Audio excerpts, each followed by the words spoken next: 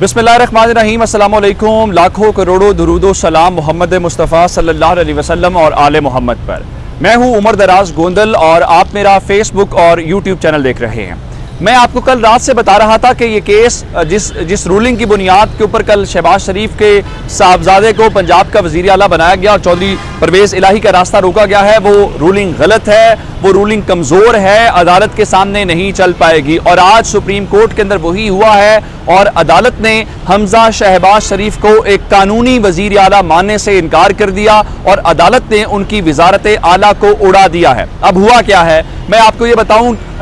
कल जब इलेक्शन हुआ हमने कवर किया तो उसके बाद अदालत ने सिर्फ एक फिक्रा कह के इस पूरे केस में से जान निकाल दी। और आज जो बुनियादी तौर पे सबसे ज्यादा नुकसान पहुंचाया है वो डिप्टी स्पीकर के अपने ही वकील ने अदालत के सामने केस कंसीड किया। इरफान कादिर को भेजा गया था, वो बड़े जारहाना वकील तस्वुर किए जाते हैं, सख्त जबान इस्तेमाल करते हैं, आर्गूमेंट्स में किसी को नहीं सुनते, इवन जजेस को भी वो बोलने का मौका कम ही देते हैं, मतलब अच्छे वकील के तौर पे उनको जाना जाता है। आज वो आए, उनसे ये पूछा गया कि आप वो पैराग्राफ पढ़ के दिखाएं जिसकी बुनियाद के ऊपर डिप्टी स्पीकर ने ये रूलिंग दी है। इरफान कादिर साहब आए बाएं शाएं करते रहे। जजेस ने कहा बिल्कुल भी नहीं, आपने सिर्फ वो पैरा पढ़ के हमें बताना है जिसकी बुनियाद के ऊपर ये रूलिंग दी गई है।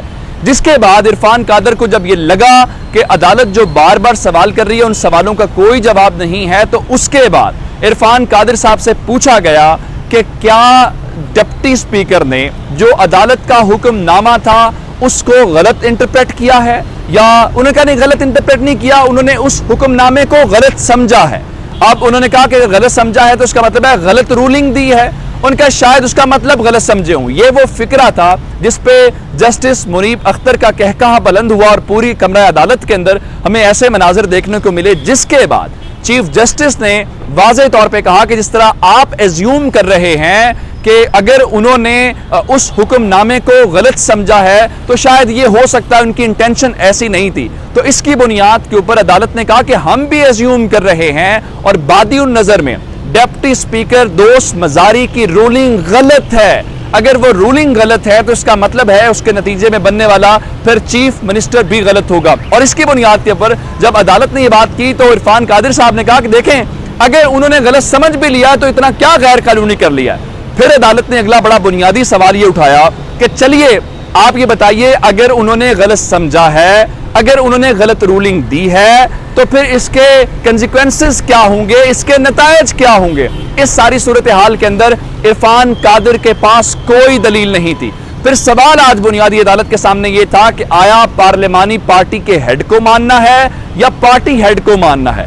जिस सारी सूरत हाल के दौरान सबसे पहले तो चीफ जस्टिस साहब ने कहा कि कल अचानक से एक चिट्ठी डिप्टी स्पीकर साहब के हाथ में आती है, चौधरी शुजात साहब की।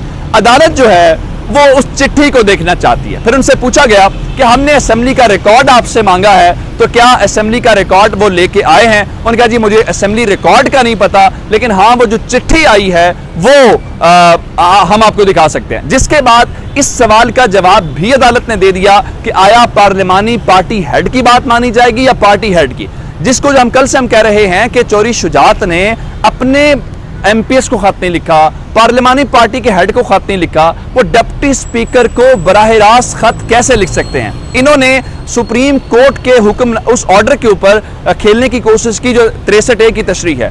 अदालत ने कहा कि हमने उस हुक्मनामे के अंदर ये कहा हुआ है कि पार्टी हेड अगर कोई इंस्ट्रक्शंस देना भी चाहता है, अगर उसकी कोई इंटेंशन है भी जो अपने वो अरकानी असेंबली को पहुंचाना चाहता है, तो वो पार्टी हेड जो है वो अपनी राय का इजहार पार्लिमानी पार्टी हेड के जरिए करेगा। जिसके ऊपर आके अदालत ने ये कहा कि आर्टिकल 63(1)B ये बुनियादी तौर पे पार्लिमानी पार्टी को जो पार्लियामेंट के अंदर होती है उसको अलग कानूनी हैसियत देता है।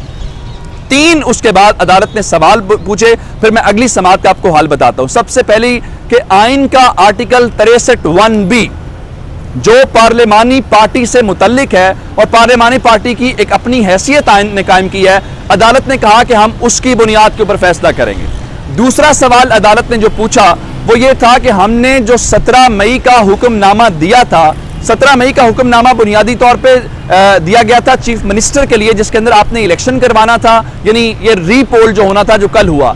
क्या उस हुक्मनामे की डिप्टी स्पीकर ने खिलाफ वर्जी की है? अदालत ने लफ्ज कॉन्ट्राडिक्ट का इस्तेमाल किया, क्या उसको कॉन्ट्राडिक्ट किया है कि नहीं किया है? अच्छा, उसके बाद एक और सवाल जो उनके सामने आया कि क्या हमने ये देखना है कि डिप्टी स्पीकर ने जो रूलिंग दी है क्या वो रूलिंग गलत है या सही है, जिसके बारे में अदालत पहले ही कह चुकी है कि बादी नज़र में वो रूलिंग जो है वो गलत है। अब इस सारी सूरत हाल के बाद हुआ क्या है? अब उसके बाद ये हुआ है कि डिप्टी स्पीकर की रूलिंग के बाद अब अदालत ने फौरी तौर पे हमजा शहबाज शरीफ के जो इख्तियारात हैं वो महदूद कर दिए हैं। कहने का मतलब ये है कि अब वो कल जो अपने तौर से वजीर आला बने थे, अब वो वजीर आला नहीं हैं, बल्कि उबूरी वजीर आला के तौर पे अदालत ने उसके लिए लफ्ज़ ट्रस्टी इस्तेमाल किया। अब आप सवाल ये करेंगे कि आया अगर यही बात थी तो अदालत ने उनके बारे में कोई जजमेंट क्यों नहीं दी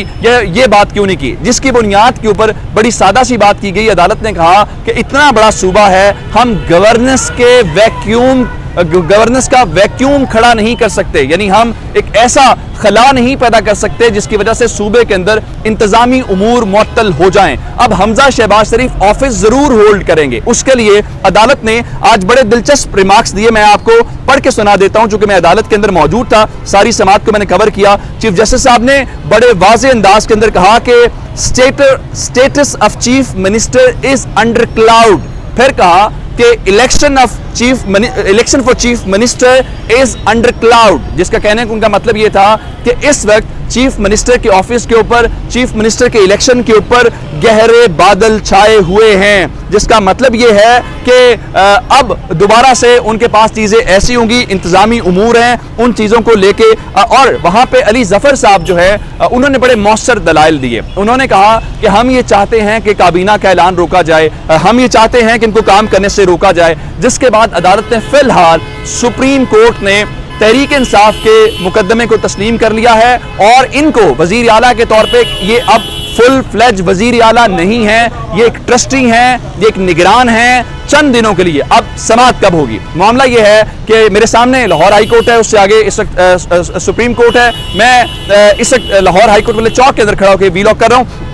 वहां पे मामला यह है कि जस्टिस एजाजुल एहसन साहब ने और चीफ जस्टिस उमर अता बंदियाल साहब ने मंडे के रोज इस्लामाबाद के अंदर जाना है। वहां पे बेंच उन्होंने उनका पार्ट है, लेकिन जस्टिस मुनीब अख्तर साहब जो हैं वो लाहौर रजिस्ट्री के बेंच का हिस्सा हैं। तो यहां पे आके अदालत ने ये कहा कि हम ये चाहते हैं कि हम अपने मौजूद कुलीग से एट द एंड उन्होंने कहा कि हम उनसे ये चाहते हैं कि वो इस्लामाबाद तशरीफ लाएं। बहुत सारे लोग आपको कह रहे हैं कि मंडे को समाअत होगी, लेकिन अदालत ने मंडे का नहीं कहा। अदालत ने कहा है इरफान कादिर साहब को भी कि आपके दलाइल सुन के लग रहा भी आपने केस पढ़ा नहीं है। फिर उन्होंने हवाला दिया कासिम सूरी वाली रूलिंग का कि उस वक्त तहरीक इंसाफ को भी टाइम दिया गया था, हमने 4 दिन मुसलसल समातें की थी। तो अब भी दोनों पार्टीज को, जिनके ऊपर जो रिस्पोंडेंट है, उनको सुने बगैर कोई फैसला नहीं दिया जा सकता, इसलिए हम उनको टाइम दे रहे हैं। आप तैयारी करके आएं और उसके बाद जो है हम दोनों पार्टीज को सुन के एक तफसीली फैसला जो है वो देंगे। अब मंडे या ट्यूसडे, यानी ये तय नहीं है सिर्फ सोमवार या मंगल को